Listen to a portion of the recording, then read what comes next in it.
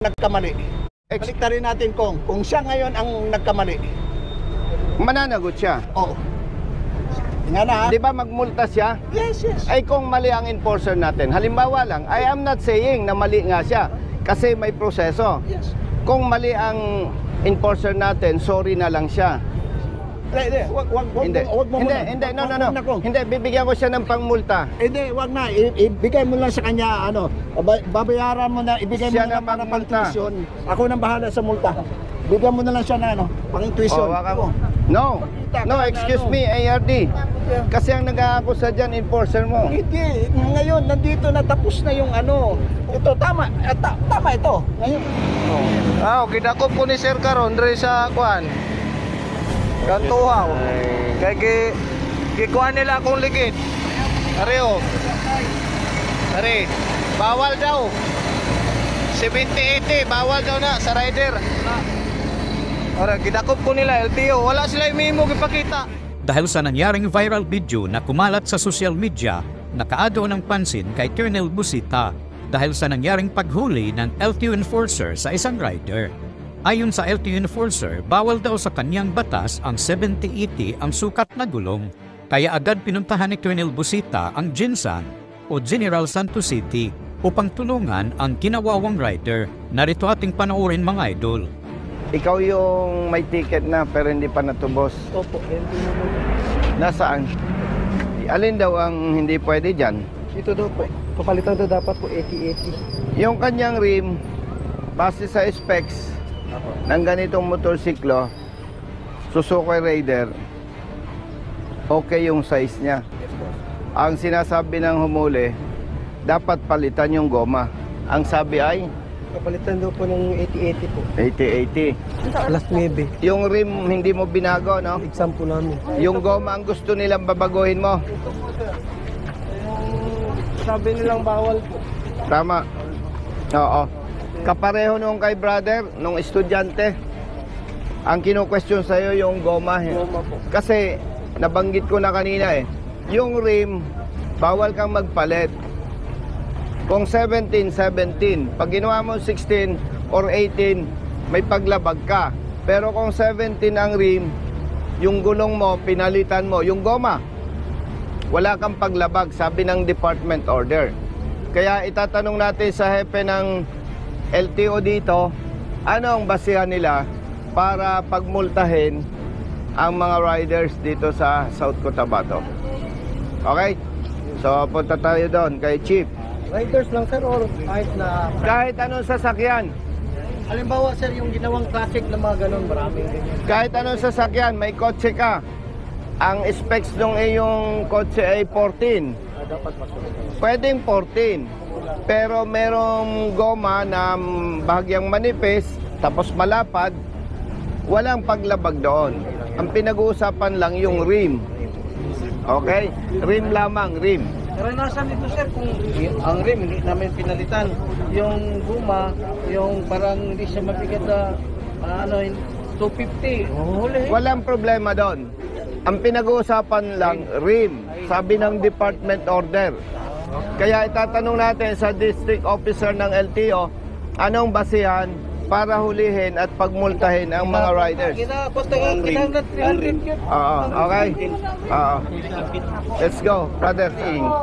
Ma'am, by the way, public service, naka-video tayo kasi wala tayong pag-uusapang personal. College student ka, no? Opo. Nahuli, ma'am, itong rider. Kailan po yan, sir? May petsa dito, September 10, 2025. Sino po ba itong enforcer mo na ito? Pwede natin mag-check sa law enforcement, sir? Ma'am, pakisabi, isama natin yung iyon chief. Ma'am, with all due respect, I suggest yung chief ng law enforcement mo, puntahan natin yung motor para mas madali mag-explain. Yes. Opo. Ito yung chief Brother. sa law enforcement. Ikaw ang chief ng law enforcement? Naalarma kami, brother. Ang daming complaint sa LTO Jensen. Wednesday. Nandyan yung motorsiklo ng mga riders na nahuli ng enforcer ninyo. Nakakaawa, yung isa dyan, estudyante. Dyan, sino enforcer? Idol Jill TV. Tapos gikuan niya, Kalayo pa. nag-react siya dito. Megaball? Chief, punta natin yung motor para actual ko ma-explain. Dalay natin to. Dito nagkaalaman na hindi lang pala isang rider kundi dalawang rider na gulong rin ang dahilan ng kanilang pagkahuli. Kaya binasahan na ni Colonel Busita ng tamang batas na dapat nilang ipatupad. Brother, ikaw ang inspector? Yes, sir. Good morning. Nandito ako, hindi para makipag-away sa LTO. Yung mali na panghuhuli ng tao natin, gusto nating i-correct kasi kawawa ang biktima. Tama, sir. Ito, estudyante. Minamadali ko lang dahil may exam pa siya. Paano ang pagkahuli sa'yo? Maliit daw po yung gulong ko sa unahan. Ano daw ang mali dyan? Dapat daw po, palitan pa daw ng mas malaki nito. Yung 80-80 daw po. Kasi hindi daw pasok sa standard. Merong department order. Ang subject, Harmonization of Motor Vehicle Classifications of LTO and LTFRB. Under Section 5, Guidelines and Requirements in the Classification and or Registration of Modified Motor Vehicles. Sinasabi po sa 5.2, the modifications involving safety and environment shall not be allowed such as the following. 5.2.1 axle modification, 5.2.2 chassis modification, 5.2.3 extended chassis or body, 5.2.4 additional sidings of dump trucks, 5.2.5 extended overhang, and 5.2.6 change of rim size. Ito hindi nagpalit ng rim. Ibig sabihin hindi pinagbabawal ng batas. Ang pinagbabawal ng batas, pag nagpalit ka ng rim, nagpalit ka ng goma, pit sa rim, walang violation. Sir, dyan po yung Assistant Regional Director natin, sir. Yan. Chief, good morning. Again, kita tayo dun sa Congress. Salamat. Ganito ay RD.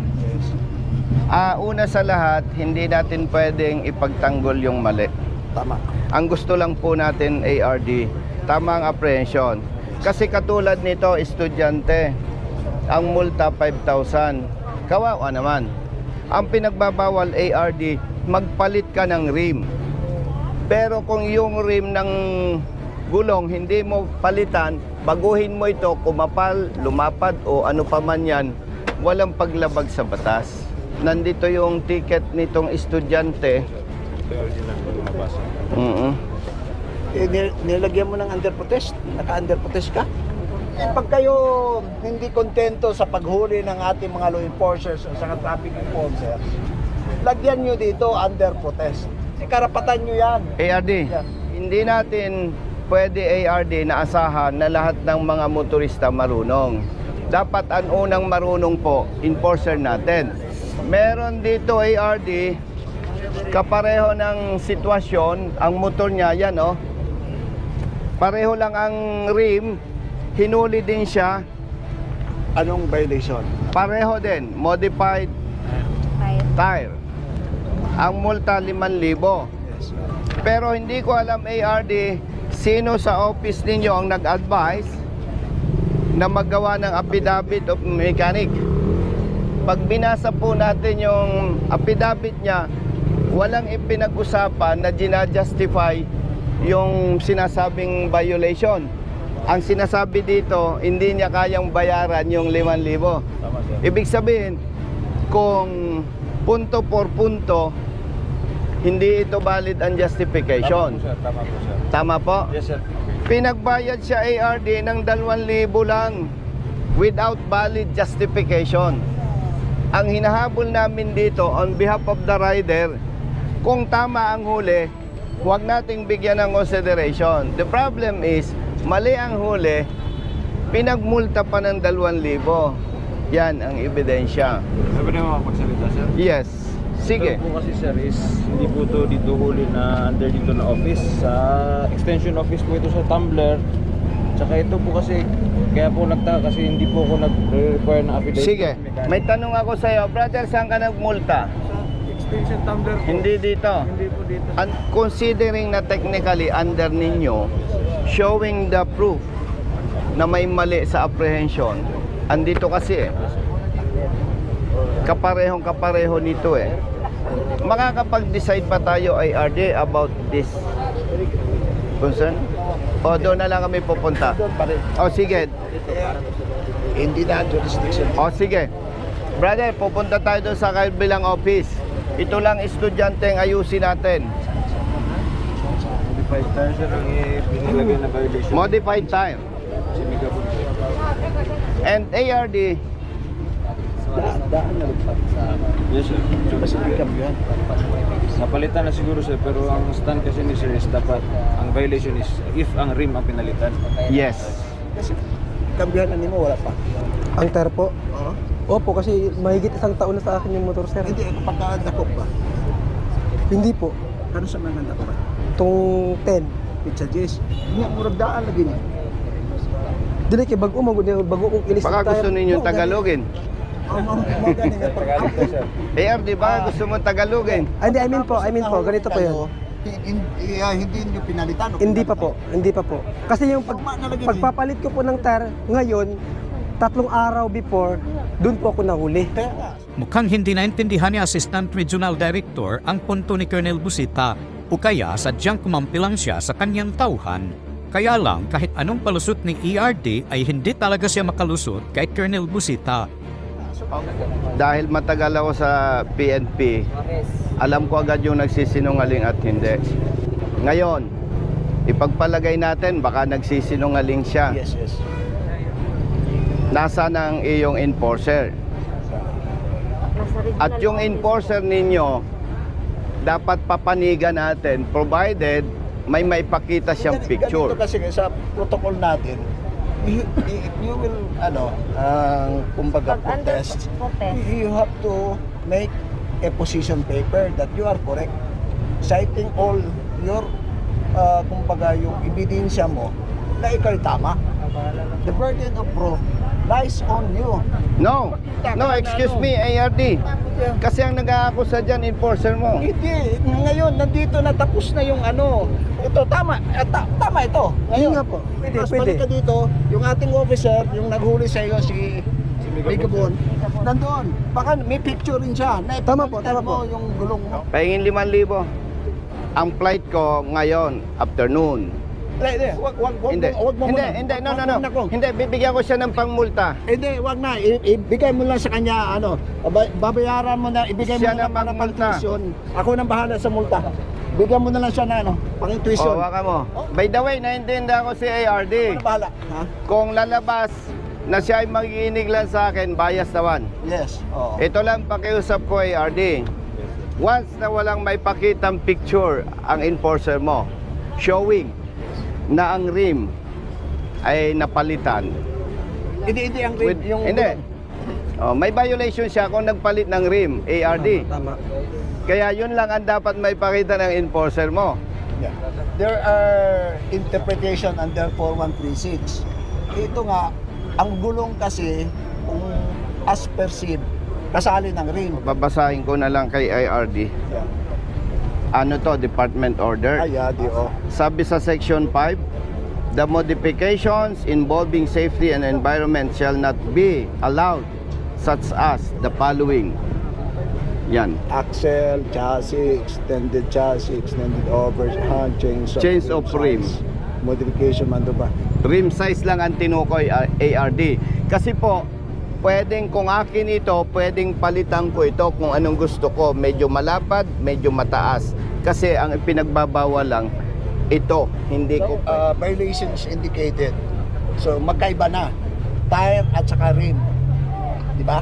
nakalagay modified tire. Modified tire lang po tinita sa akin. Kaya nga, hindi rim.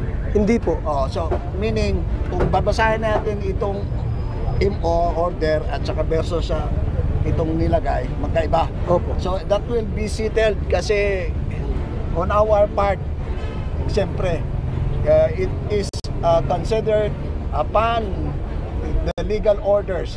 Yun ang sinusunod natin mga law enforcers. Pag merong kakulangan, so pwede natin masitil yan. After which, there should be an adjudication. There should be a notice and hearing. Ha? Ganon. So, ugma, bakante ka? After class ko po, Ugma. alauna. I will also notify, inform si Migabon for that. Pero anyway, sagdi lang, ayaw mo kabalaka, the good and the kind Congressman Busita, anyway, nagbigay na ng ganon. Ako na bahala dito sa Parmacita. Okay, may huling request ako sa iyo, ARD. Yes. Once na na-resolve ito Yeah. at nakita po ninyo na may mali, ulitin ko, kung nakita po ninyo may mali sa part ng enforcement personnel, ang request ko lang po, kasuhan natin ang... Para sa akin po, walang mali para sa akin. Because they are equipped with our law enforcers pag nandoon na sa ground. They are considered acting in good faith and with legal orders. Baliktarin natin kung siya ngayon ang nagkamali.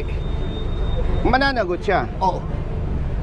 Nga na ha? Di ba magmulta siya? Yes. Ay kung mali ang enforcer natin, halimbawa lang, I am not saying na mali nga siya kasi may proseso. Yes.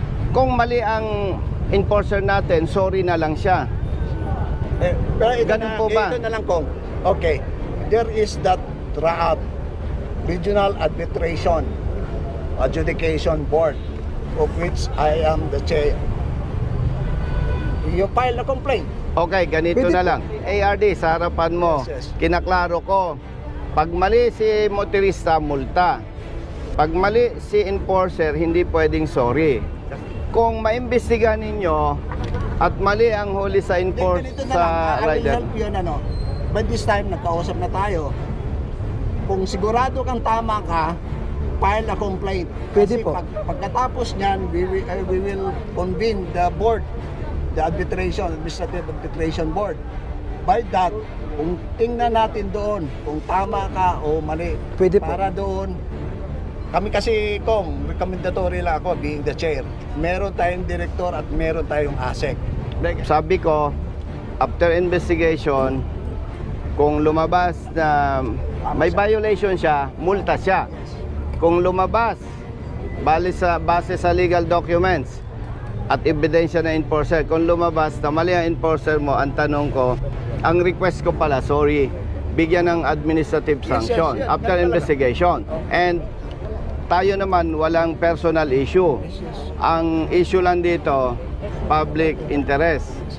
Kung hindi kami masatisfied at hindi ninyo mabigyan ng administrative sanction ang tao ninyo, with respect sa iyo, dahil magkaharap tayo, magpapail kami ng kaso dito sa inyong enforcer. Napagkalaman rin ni Colonel Busita na marami na palang reklamo dyan sa LTO Jinsan, kaya pag hindi na panagot ang kanilang enforcer ay malamang babalikan sila ni Colonel Busita. Ang gusto lang natin, maitama yung mali. Dahil for your information, kung hindi po ninyo alam, naalarma kami sa Kamaynilaan dahil ang daming complaints sa General Santos City LTO na magkakapareho. Kaya nga, bago ako pumunta ARD, nagbasa ako, nag-research ako at may dala akong department order, may dala akong specs nandito. And with respect sa iyo, okay, re-respetuhin ko yan dahil wala dito enforcer, kaya nga hinahanap ko eh. At alam ko naman na hindi tayo magiging bias, ARD. So, brother, we are hoping at nagtitiwala tayo, hindi naman sila magiging bias. Sana po. Nice meeting you, ARD.